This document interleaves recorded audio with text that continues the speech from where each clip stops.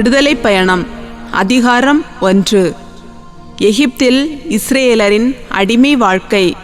யாக்கோபோடும் தங்கள் குடும்பங்களோடும் எகிப்திற்கு சென்ற இஸ்ரேல் புதல்வர்களின் பெயர்களாவன: ரூபன், சிமியோன், லேவி, யூதா, இசக்கார், செபுலோன், பென்யமின், தான், நப்தலி, காத்து, ஆசேர்.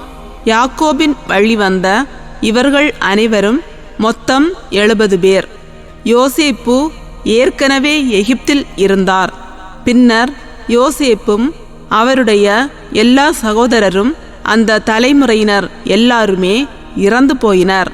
இஸ்ரேல் மக்களோ குழந்தை வளம் பெற்று பல்கி பெருகி எண்ணிக்கையில் உயர்ந்தார்கள். ஆள் வலிமையில் மேன்மேலும் வளர்ந்தார்கள். இதனால் அந்நாடே அவர்களால் நிறைந்துவிட்டது. இவ்வாறிருக்க யோசேப்பை அறிந்திராத புதிய மன்னன் ஒருவன் எகிப்தில் தோன்றினான். அவன் தன் குடிமக்களை நோக்கி, இதோ இஸ்ரேல் மக்களினம் நம்மை விட பெருந்தொகை உடையதாகவும் ஆள் வலிமை வாய்ந்ததாகவும் உள்ளது. அவர்கள் எண்ணிக்கையில் பெருகிடாதவாறு தந்திரமாய் செயல்படுவோம் வாருங்கள். ஏனெனில் போர் ஏற்படுமாயின் அவர்கள் நம் எதிரிகளுடன் சேர்ந்து கொள்வார்கள், நம்மை எதிர்த்து போரிடுவார்கள், இந்நாட்டிலிருந்தும் வெளியேறி விடுவார்கள் என்று கூறினான். எனவே கடும் வேலையால் அவர்களை ஒடுக்குவதற்காக அடிமை வேலை வாங்கும் அதிகாரிகள் அவர்கள் மேல் நியமிக்கப்பட்டார்கள். பார்வோனுக்காக அவர்கள் பித்தோம், ராம்சேசு ஆகிய களஞ்சிய நகர்களை கட்டி எழுப்பினார்கள். ஆயினும் எத்துணைக்கு எகிப்தியர் அவர்களை ஒடுக்கினார்களோ அத்துணைக்கு அவர்கள் எண்ணிக்கையில் உயர்ந்தார்கள், பெருகி பரவினார்கள். இதனால் எகிப்தியர் இஸ்ரேல் மக்களை கண்டு அச்சமுற்றனர். எகிப்தியர் இஸ்ரேல் மக்களை கொடுமைப்படுத்தி வேலை வாங்கினர். கடினமான சாந்து செங்கல் வேலையாலும் எல்லா வகை வயல்வெளி வேலையாலும் அவர்களை கொடுமைப்படுத்தினர். இவ்வாறு எகிப்தியர் வாங்கிய ஒவ்வொரு வேலையாலும் அவர்கள் வாழ்க்கையை நொந்து போகும்படி செய்தனர்.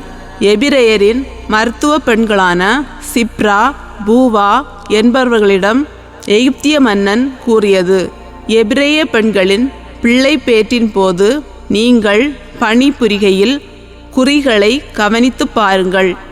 ஆண் மகவு என்றால் அதை கொன்றுவிடுங்கள், பெண் மகவு என்றால் வாழட்டும்.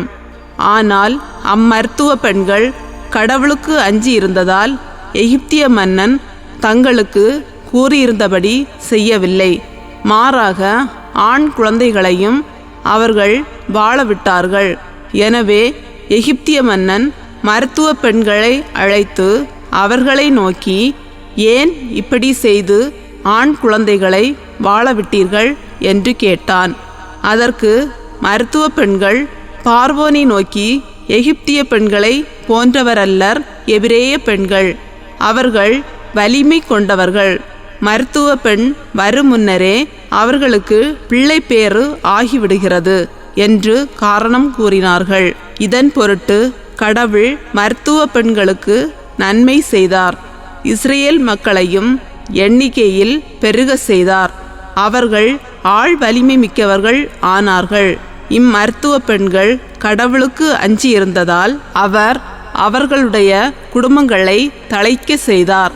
பின்னர் பார்வோன் தன் குடிமக்கள் அனைவருக்கும் ஆணை விடுத்து, பிறக்கும் எபிரெய ஆண்மகவு அனைத்தையும் நைல் ஆற்றில் எறிந்து விடுங்கள், பெண் மகவையோ வாழவிடுங்கள் என்று அறிவித்தான்.